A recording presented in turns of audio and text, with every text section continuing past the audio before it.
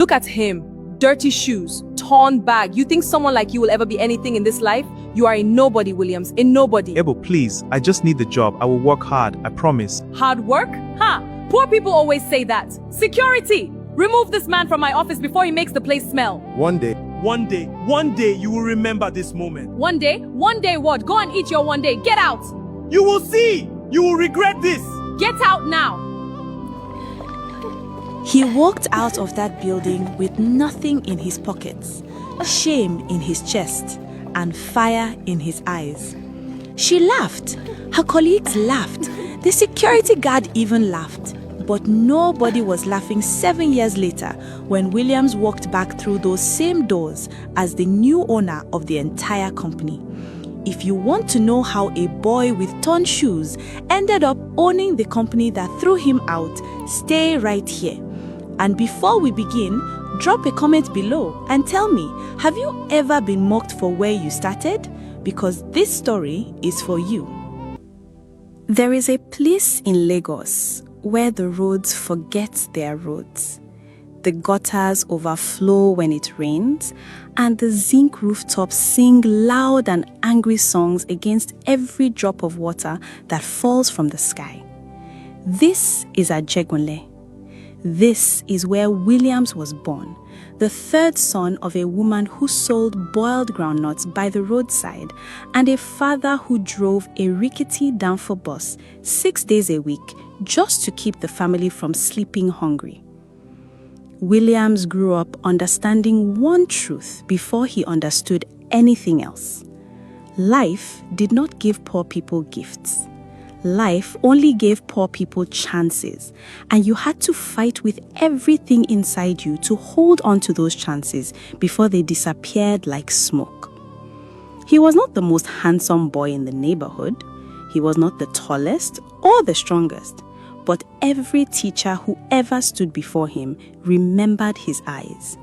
Those eyes never wandered. Those eyes were always watching, always absorbing, always thinking 3 steps ahead of whatever lesson was being taught. By the time Williams was 17, his father's downfall had broken down for the last time and could not be repaired. There was no money for a mechanic and no money for spare parts.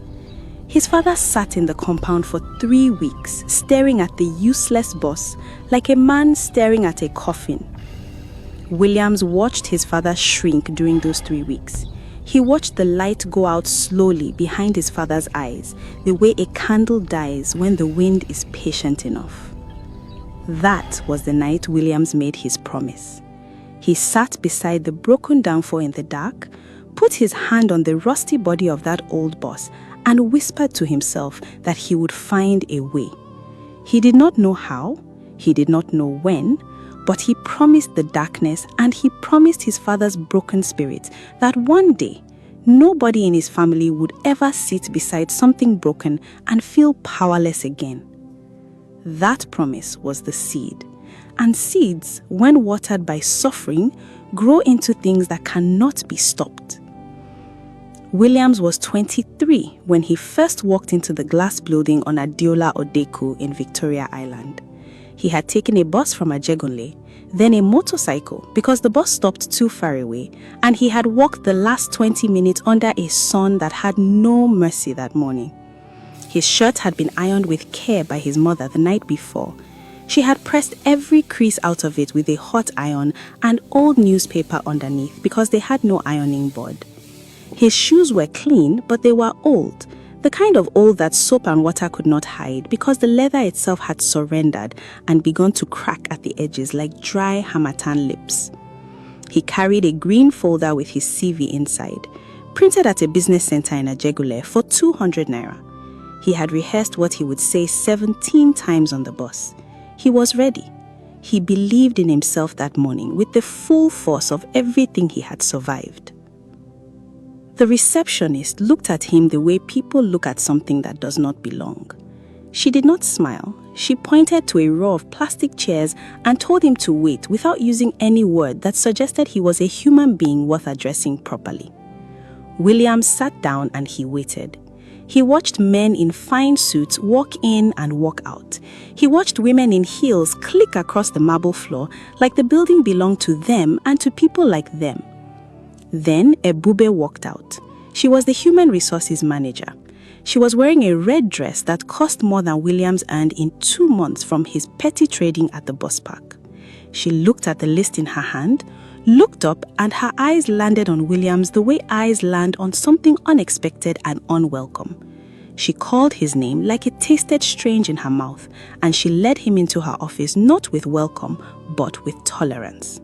What happened in that office in the next 4 minutes would burn itself into Williams forever, not because it broke him, but because it became the fuel that never finished burning inside his chest for the next 7 years.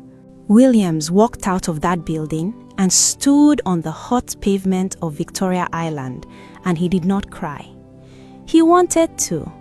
The tears were there, gathered at the back of his eyes like a crowd waiting for a gate to open, but he swallowed them. He swallowed them hard, and he stood straight, and he looked up at the glass building one last time, and something shifted inside him. It was not anger exactly, though anger was part of it. It was something more powerful than anger. It was decision. The kind of decision that settles in a man's bones like iron and does not move again, no matter what the world throws at him. He took out his phone, a small, cheap phone with a cracked screen, and he called his friend Chinedu. Chinedu was the only person Williams knew who understood business the way Williams understood hunger. They had grown up 2 streets apart in Ajegunle, and they shared the same kind of mind, always looking at problems and seeing opportunities hiding inside the problems like gold buried under mud. Chinedu picked up on the second ring, and Williams told him everything. He told him about the green folder and the cracked shoes and the red dress and the 4 minutes and the security guard and the laughter. He told it all without his voice breaking because he had already decided that his voice would never break over Ebube again. Chinedu was quiet for a moment. Then Chinedu said something that Williams would remember for the rest of his life. He said, "Williams, forget the job. Let us build something they cannot reject us from because we will own it." That sentence hit Williams like electricity. It went from his ear straight into the center of his chest, and it did not leave. That evening, the 2 of them sat in Chinedu's small room in Ajegunle with one small rechargeable lamp and a torn notebook, and they began to write. They wrote down every idea they had. They wrote down every resource they did not have but would find a way to get. They wrote down a plan so ambitious that if anyone else had seen it that night, they would have laughed. But Williams and Chinedu did not need anyone else to believe it. They believed it themselves, and that was enough to begin. The first 2 years were not a journey, they were a war. Williams and Chinedu started a small logistics and delivery business with 1 second-hand motorcycle and 2 mobile phones. They delivered packages, documents, food, anything that needed to move from one part of Lagos to another. They worked from 5 in the morning until sometimes 2 or 3 at the next morning. Williams drove the motorcycle, while Chinedu managed the calls and the accounts in the small notebook that became their Bible. They ate cheap food. They slept in short stretches. They had no office. Their office was wherever they were standing with a phone in their hand. Every naira they made went back into the business. There were weeks when Williams ate gari and groundnut for 5 days straight and told himself it tasted like victory because he was choosing it, not because he had no other option. That difference mattered to him more than the hunger. By the 3rd year, they had 3 motorcycles and hired 2 other young men from Ajegunle. By the 4th year, they had a small van, an actual office space in Surulere, and contracts with 3 medium-sized companies in Lagos to handle their deliveries exclusively. People started to notice them. A magazine ran a small feature on them under a column about young entrepreneurs rising from unexpected places. Williams read that article 10 times, not out of pride, but because each time he read it, he remembered the green folder and the red dress and the 4 minutes, and he added more fire to the engine inside him that was already running at full speed. He never forgot where he was going. Not for one day, not even on the days when the engine of one of the vans broke down, or when a client refused to pay on time, or when the rain flooded their small office and destroyed a week's worth of records. He never forgot. It was Chinedu who saw the opportunity first. He came to Williams one Tuesday morning with a newspaper folded to a specific page, and he placed it on the desk without saying a word. Williams looked down. The headline read, Zencom Logistics Company placed under receivership as parent group seeks buyers. Williams stared at that headline for a long time. His heart was doing something unusual inside his chest. Because Zencom Logistics was not just any company. Zencom Logistics was the parent company of the firm where Ebube worked as human resources manager.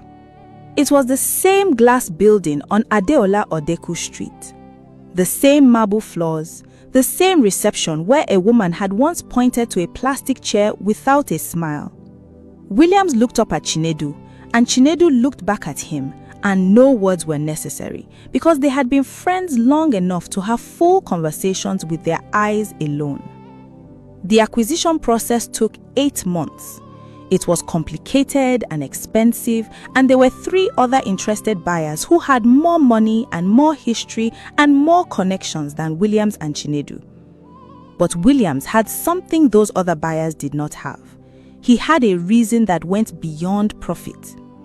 He walked into every negotiation meeting knowing exactly why he was there, and that knowledge gave him a steadiness and a patience that the other bidders could not match. He prepared harder, he stayed longer, he offered creative terms, he leveraged every relationship they had built over 7 years in the Lagos business community. He called in every favor. He walked through 2 weekends without sleeping properly. And when the final call came on a Thursday afternoon in the 7th month of negotiations, the voice on the other end of the phone told him that the board had accepted his group's offer. Williams put the phone down slowly. He looked out the window of his office in Surulere at the Lagos skyline that had once seemed like it belonged only to other people. He breathed in once, he breathed out once, and then he put his head down on his desk and he wept.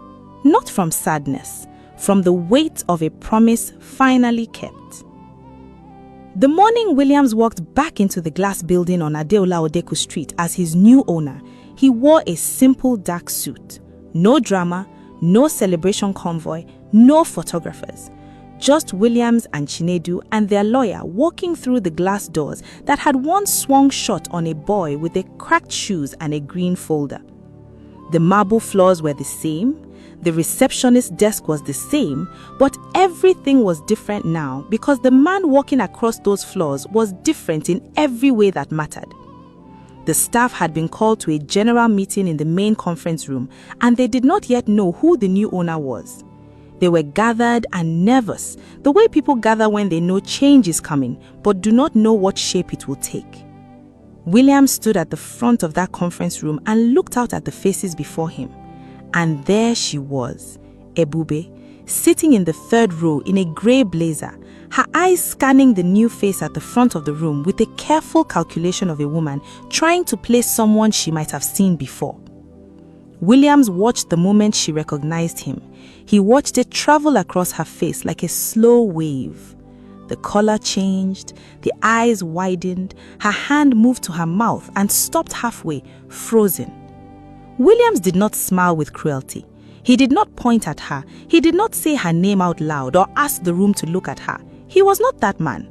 Instead, he simply addressed the room calmly and professionally and said that his vision was growth and dignity for every person in the building, from the highest paid manager to the security officers at the gate. He said he believed in people who worked hard regardless of where they came from. When the meeting ended and people filed out, Ebube remained in her seat.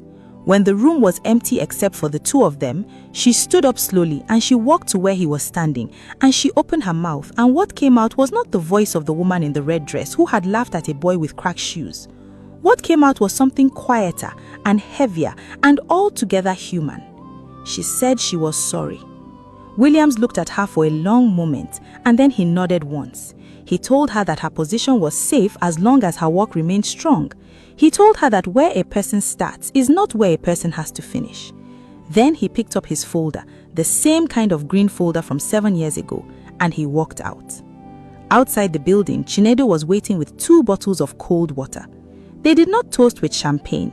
They drank their cold water under the Lagos sun, like 2 boys from Ajegunle who always knew that one day the story would end exactly like this.